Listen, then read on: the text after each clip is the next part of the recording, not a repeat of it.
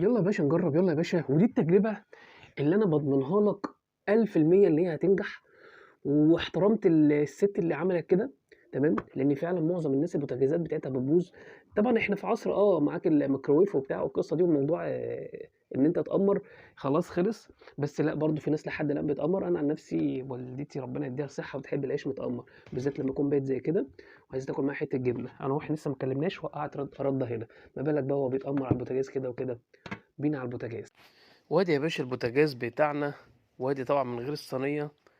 من قبل ما نعمل اي حاجه بص الرد مجرد بس ما انا حطيت الرغيف. ادي الصينيه بتاعتنا الجميله التيفال. قمر يا باشا، قمر يا باشا شمال ويمين.